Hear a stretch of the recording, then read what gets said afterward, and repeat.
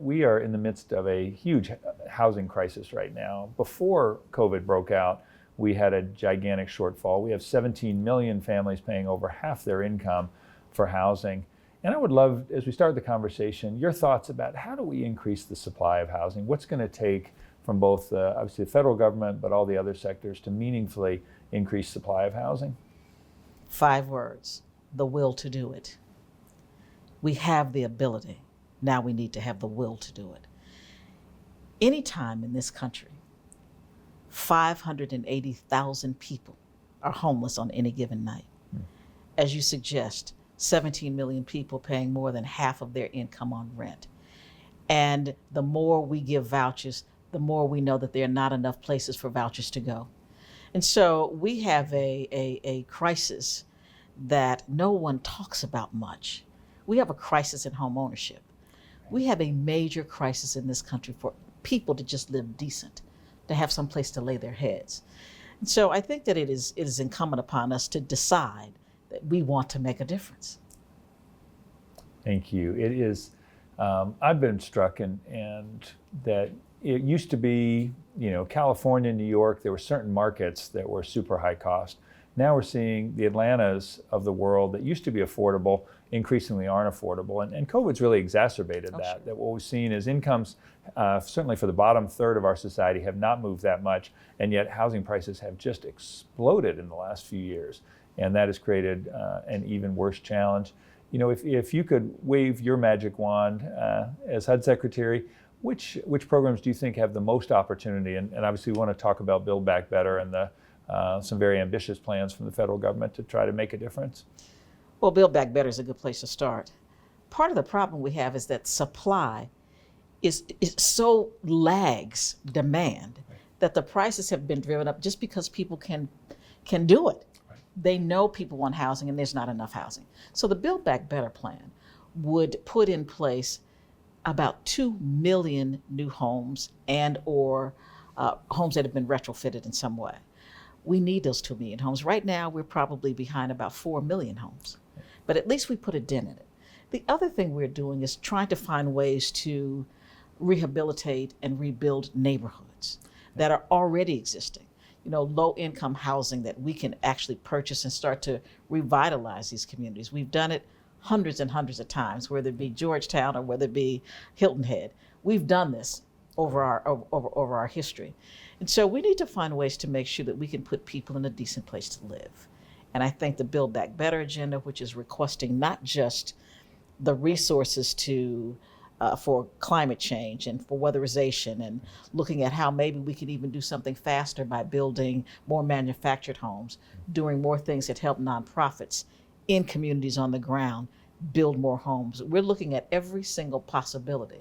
But the good thing is that the president's administration is committed to making it happen.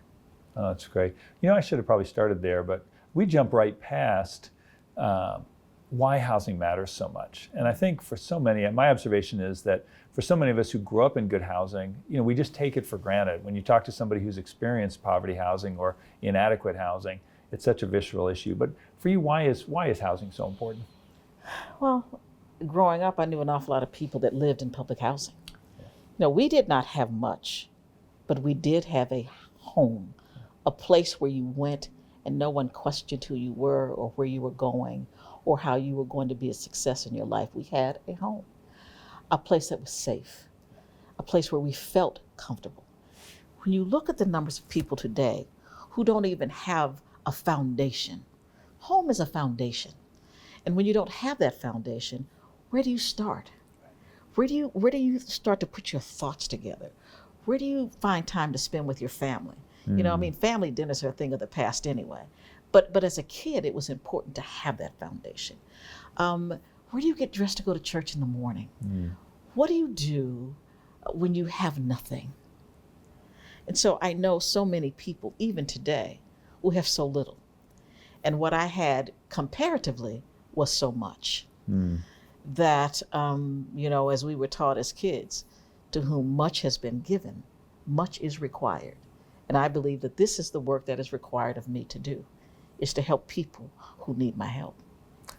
I hope we have a moment here, and maybe it's bringing good out of bad, that the housing crisis is so bad. And sometimes in my slightly jaded moments, I think it's because now middle-class families, their children can't afford housing, that finally, the invisible crisis has become visible, but we're certainly seeing more people talk about it. We have seen certainly, and HUD has been such a great partner for Habitat for Humanity and some big programs. Talk as you see about the opportunities for home, CDBG, SHOP, to be able to move us towards that 2 million. Well, I do want to say this. Those people who were fortunate enough to come up at a time when most hardworking people could buy a home, they still have their children living in their basements. I know that I want to help you in any way I can, because it must be miserable in a lot of instances. But I think that what we have to look at is how we can look at housing in its totality. Not just a house here or a house there. We have to look at what is preventing people from being able to buy a home, and how do we help them. So some of the things that the Build Back Better agenda is going to do is raise the cap for private partnerships. We're going to raise the cap on our low-income housing tax credits and create new ones. We're going to give more money in block grants to communities to assist with trying to bring down the cost of housing, or at least to bridge the gap between what it costs to build a home and what a normal person can afford. Home resources are going to be increased. We talked about SHOP. SHOP is helping people like Habitat. It helps those who are on the ground who use volunteers in some of their work. We're also increasing the Housing Trust Fund, which is specifically designed for low and low income housing.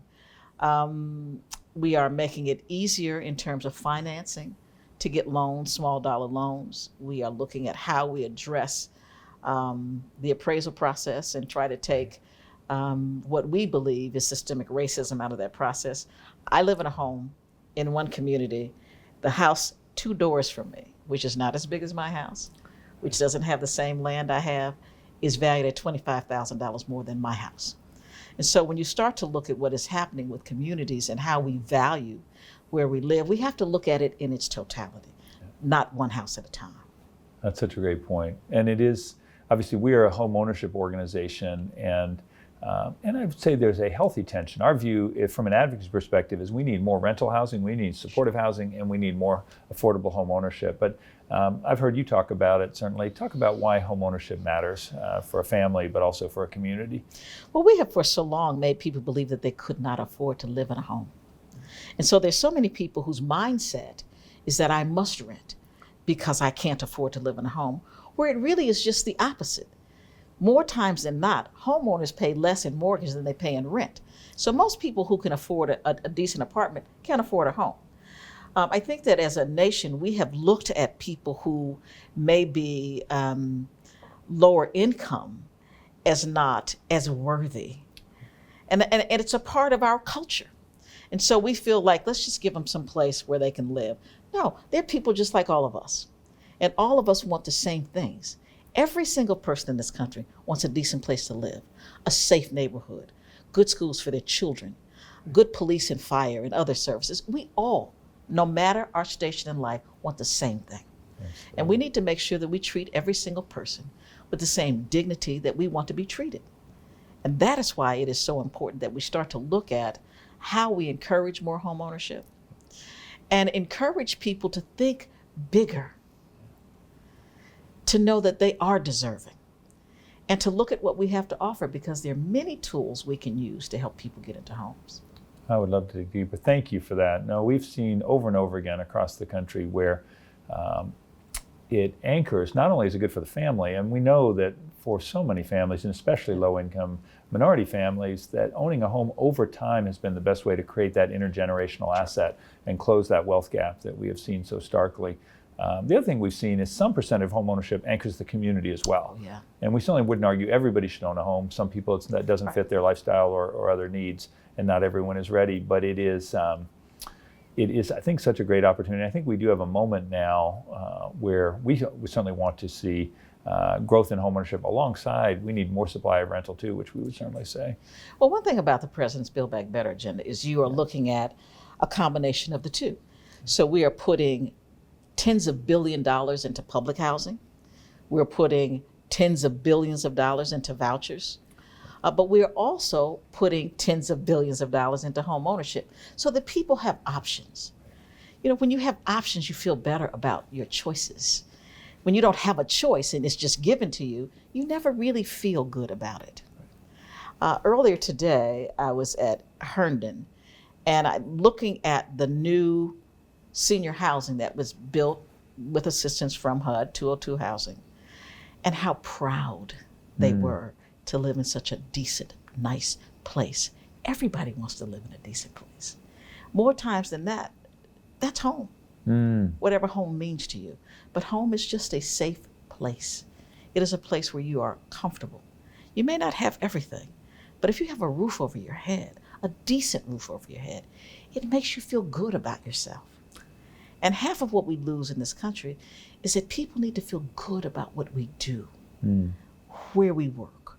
The fact that we work in low-income jobs, but we feel good about the fact that we get up and go to work every day. And so we need to look at how we treat people in this country, not just things, people. People are who we represent.